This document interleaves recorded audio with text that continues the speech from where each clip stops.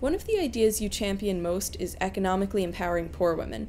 Can you explain exactly how focusing on women would help alleviate poverty? Yeah, there are a couple of ways. One is that it that tends to bring down birth rates, and overpopulation tends to be a huge problem in many of these countries.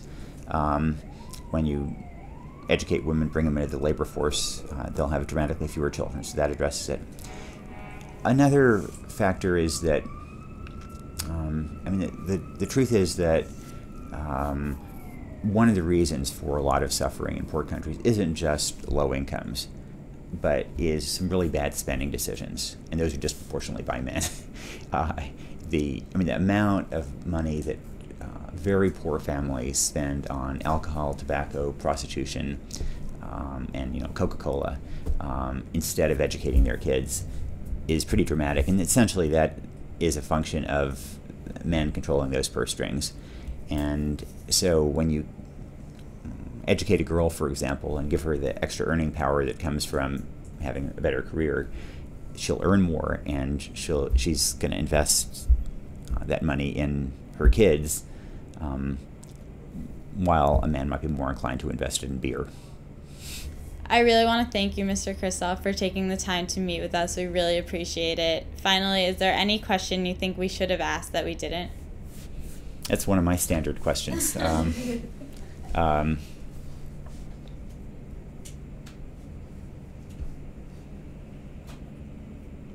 think that there's often frustration on the part of young people because they want to be treated like grown-ups. They want to make a difference, and instead they're sitting in classrooms being fed information, being tested, that they're not treated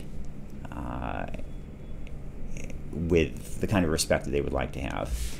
And I think one of the antidotes to that, there's always going to be some tension between teenagers and the parents and teachers over that kids will want more autonomy, more respect, more ability to go and do things, and parents and teachers will always want to try to protect them, and that tension is always going to exist. But I think one way to address this desire on the part of teenagers to do more is these kinds of activities where one learns by supporting a school somewhere, building wells, whatever it may be.